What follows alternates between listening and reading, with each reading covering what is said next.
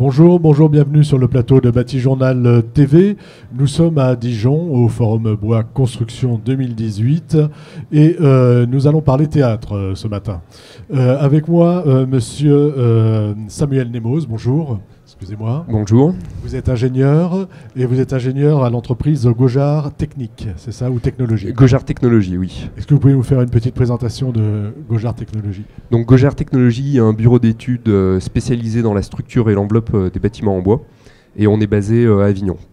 Avignon, oui, parce qu'on descend un petit peu dans le sud de la France ce matin. À côté de vous, monsieur Mathieu Labardin, bonjour. Bonjour. Vous êtes architecte de l'agence Dessau. Exactement, oui, l'agence Dessau, basée à Paris, d'une dizaine de personnes et très attentif au projet aussi dans le sud de la France, donc autour d'Avignon. Voilà, vous aimez bien descendre un petit peu au soleil.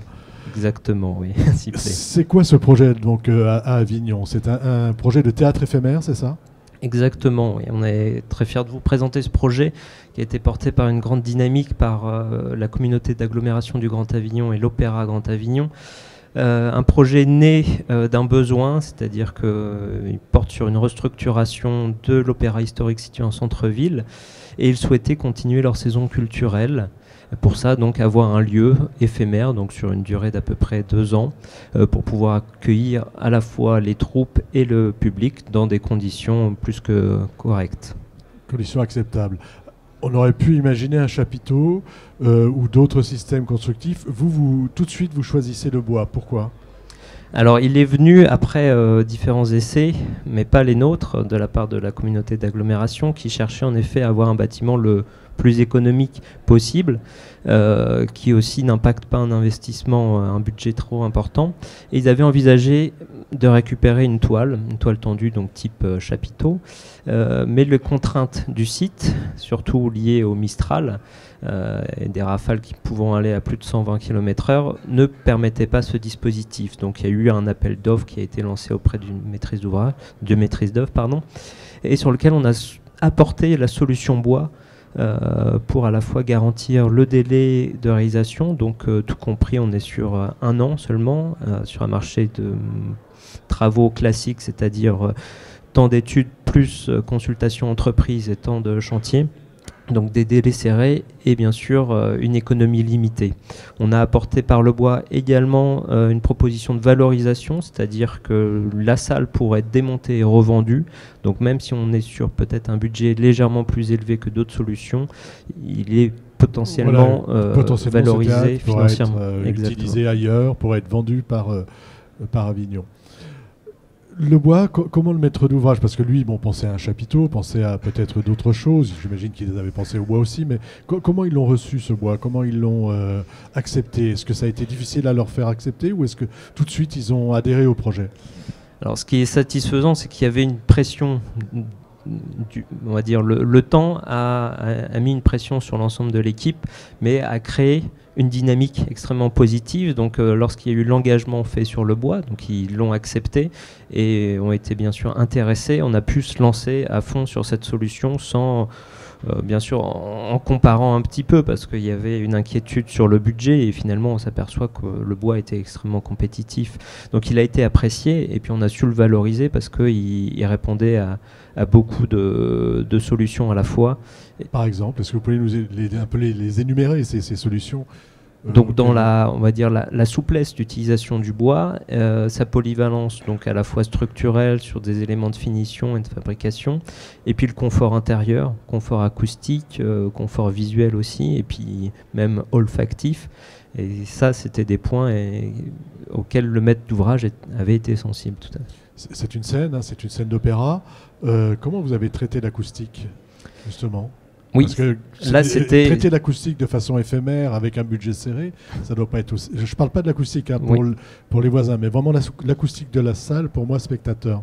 Alors ça fait partie des grandes problématiques, donc des grands enjeux du projet. Comment on pouvait à la fois répondre à des représentations lyriques, donc avec le moins de sonorisation possible, voire aucune sonorisation possible, et la configuration de la salle.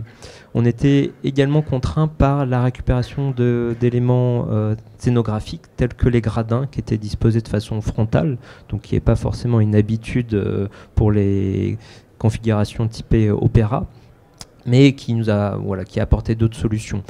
L'acoustique a été traitée assez simplement parce qu'on a réussi à avoir une cohésion au sein de l'équipe et un travail sur la géométrie du bâtiment. Donc par l'optimisation du volume, par la géométrie de la salle, on a réussi à rendre performant le principe et limiter les compléments acoustiques à apporter aussi bien qui sont limités en toiture à quelques déflecteurs et sur les parois quelques absorptions très localisées finalement. Vous y êtes allé, vous avez écouté Oui. Alors le bâtiment, ça se passe bien. Le bâtiment est livré depuis le mois de novembre. Ça se passe très bien parce que c'est sûr que on est sur un bâtiment éphémère, donc qui est finalement on admettait un confort moindre par rapport à un bâtiment bien plus durable. Les résultats sont positifs. Bien sûr, on est encore à continuer à chercher à l'optimiser dans certaines configurations, certaines typologies de spectacles, mais les retours sont bons. Retours sont positifs. Alors je vais me tourner vers vous maintenant parce qu'on a compris, il y a un bâtiment éphémère, délai très court. Il y a aussi, vous n'en avez pas parlé, un budget, je crois, qui était quand même assez contraint. Qu'est-ce que vous proposez, vous, ingénieurs, pour répondre à toutes ces demandes ? Alors, on l'a dit, le projet était très contraint, donc ce qui a été pour nous très stimulant dans les mises au point du système constructif, notamment le fait de devoir intégrer un temps de chantier de réalisation très court et de prévoir un bâtiment qui peut être démontable et remontable. Donc ça a été des éléments très structurants pour les mises au point du système constructif. La réponse que l'équipe a développée, donc c'est au niveau de l'enveloppe, une dissociation entre une structure principale de grande dimension qui permet de limiter le nombre d'assemblages sur chantier et faciliter un démontage-remontage. Vous pouvez nous la décrire, cette structure ? Alors on est sur un bâtiment donc en structure lamellée collée avec une particularité qui est des plans de façade long pan inclinés. Donc ça c'est une géométrie qui est arrivée, on l'a vu, pour l'acoustique de la salle. Qui fait donc un bâtiment avec des poutres de grande dimension reposant sur des poteaux inclinés et qui est stabilisé par un système de diagonale courant sur la périphérie du bâtiment. Et l'ensemble est en lamellé collé, c'est ça ? L'ensemble de la structure principale, oui, en lamellé collé. Donc en fait, c'est des portiques, c'est ça ? Il n'y a aucun poteau ? Alors on a des poteaux uniquement de la structure sur la périphérie pour dégager évidemment le volume un maximum. Et après, donc, je ne sais pas si on peut parler de portique, plutôt de poutres appuyées sur des poteaux inclinés. Vous pouvez y aller sur la technique, hein. Moi je lance des choses et n'hésitez pas à me reprendre. Hein. D'accord. Simplement, on a écarté donc une solution portique encastrée qui aurait pu être imaginable par le volume de la salle. Donc pour des raisons scéniques, on va dire, car une solution portique aurait augmenté par rapport à ce qu'on a réalisé la dimension des poteaux latéraux et aurait pu être une gêne pour la visibilité des spectateurs. Mais également par le fait que cette géométrie, donc ce qu'on voit sur ces images, on a un bâtiment dont la hauteur diminue au fur et à mesure qu'on se rapproche des spectateurs. Et donc on est avec une géométrie de strates structurelles à chaque fois différente, ce qui n'était pas favorable à faire des portiques encastrés. D'accord. L'assemblage des éléments de structure sont réalisés comment ? Alors on est sur des ferrures métalliques qui sont préassemblées aux éléments bois. Donc on va dire on est dans du classique. Là, le fait que ce soit éphémère, qu'on puisse le monter, le démonter, ne change rien dans le mode d'assemblage. Alors ce qui avait été prévu en étude, donc c'est un système d'assemblage bois et uniquement métal sur chantier, avec des ferrures un petit peu plus complexes que ce qui se fait habituellement pour des bâtiments permanents. Donc le choix qui a été fait par l'entreprise, ça a été de réaliser des ferrures plus classiques, mais compte tenu du fait que le bâtiment sera probablement remonté en nombre limité de fois, ça reste compatible avec un remontage. Avec un montage et un démontage. Voilà. Donc là, on a vu une structure, donc plus, si j'ai bien compris, c'est ça, plus le bâtiment, le bâtiment est haut au niveau de la scène et descend vers les spectateurs, c'est ça ? Oui. Pour quelle raison ? Là, sur l'image, on voit à peu près la décomposition du bâtiment et en fait, on est parti de ce qu'on devait intégrer à l'intérieur de notre grande boîte. Donc les tribunes, par exemple, donc frontales, la scène équipée de son grill qui avait une hauteur d'environ 10 mètres. Donc on a cherché bien sûr à répondre à ces dimensions. Donc en largeur on a 33 mètres de portée sur 45 mètres de long. Donc ça fait une emprise libre de toute structure. Et on a cherché à diminuer et optimiser le volume intérieur, donc là aussi par une question acoustique, et diminuer la surface de l'enveloppe. Donc d'où est ressortie cette géométrie simple, mais à la fois bien sûr très, très spécifique, puisque chaque élément, est, surtout au niveau de la structure et donc des calculs, est différent. Donc une enveloppe simplifiée, et on va partir maintenant sur l'habillage, sur l'enveloppe en elle-même. Donc qu'est-ce que vous êtes venu mettre sur ces poteaux et poutres lamellés-collés? Alors on est parti sur un système de caissons entièrement préfabriqué à l'atelier, donc préfabriqué en intégrant la structure et les finitions de l'extérieur jusqu'à l'intérieur. Donc ça dans l'objectif de prévoir un temps de chantier le plus court possible et une finition le plus maîtrisée. Ces caissons, ils ressemblent à quoi? Alors ces caissons, ils ont été conçus de manière minimaliste pour aller à l'économie. Donc on est sur une structure ossature bois des plus classiques, qui est rigidifiée par deux éléments en lamellé-collé, qui réassemblent ces murs ossature bois de manière à former des éléments transportables par camion, d'une longueur de l'ordre de 15 mètres, et qui après intègrent les éléments d'isolation et d'étanchéité. Alors qu'est-ce qu'on a par exemple? Est-ce que vous pouvez nous décrire le sandwich? Enfin, c'est pas vraiment un sandwich d'ailleurs. Est-ce que vous pouvez nous décrire? On va partir du plafond et puis on va remonter jusqu'à la toiture. D'accord, donc on a une ossature bois simple sur lequel est assemblé un panneau contreplaqué, déjà traité pour la réaction au feu. Ensuite, sur cet élément de caisson vient s'insérer l'isolation acoustique et l'étanchéité dessus. Ensuite, ce qui reste à faire, c'est les jonctions entre caissons, où là on a un système de couverture, de couvertine amovible, donc en filière sèche, qui va être mis une fois que les caissons ont été assemblés sur le bâtiment. C'est-à-dire qu'on assemble les caissons et on crée l'étanchéité ensuite avec une couvertine en acier, c'est ça? C'est ça. D'accord. Ça, pour des raisons de démontabilité, c'est ce qui permettait de rendre les choses plus faciles à démonter? Ça permettait d'une part la préfabrication totale, donc il fallait bien prévoir ces jonctions.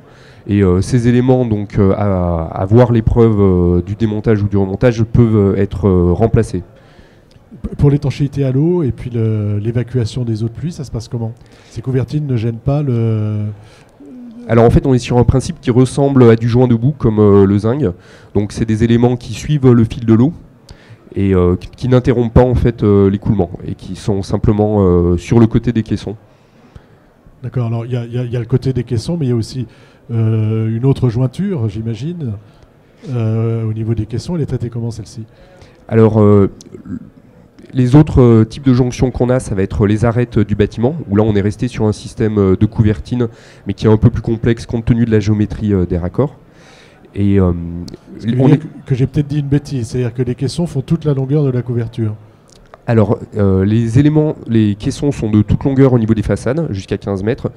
Par contre, on était donc sur un bâtiment avec une longueur de rampant de 45 mètres. Donc en toiture, on a deux joints d'étanchéité qui ont été réalisés sur site.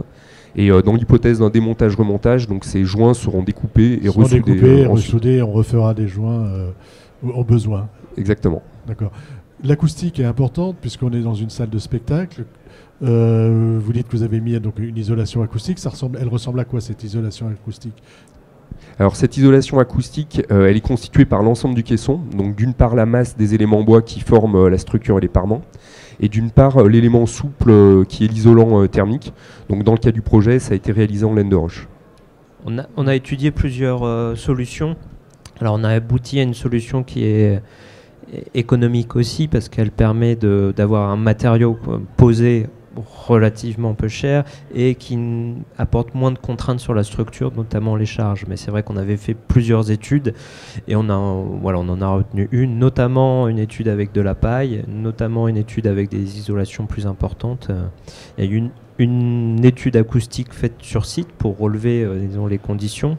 Donc j'ai pas cité l'acousticien, mais on en parle beaucoup. Oui, c'est la société Altia, l'agence Altia, qui a été forcément moteur et qui s'est investi sur le projet, à la fois sur l'acoustique intérieure et sur l'enveloppe, donc l'isolation acoustique. Oui. Sur la structure, qu'est-ce qu'il y a encore à dire? Enfin, la structure, sur l'ensemble, hein, sur le bâtiment, qu'est-ce qu'il y a encore à dire? Comment vous avez, géré, on va revenir un peu sur les problèmes de temps, de délai, de montage, en combien de temps on l'a monté, comment ça s'est passé? Alors on a été sur un chantier extrêmement court, parce que le chantier a débuté en juin et la première représentation a eu lieu en novembre, si je ne me trompe pas. Oui. Et là-dessus, donc, un élément qui a été vraiment clé, ça a été l'implication des entreprises, donc qu'on peut citer. Pour la partie bois, donc, les entreprises qui ont répondu se sont groupées pour faire face aux contraintes de temps.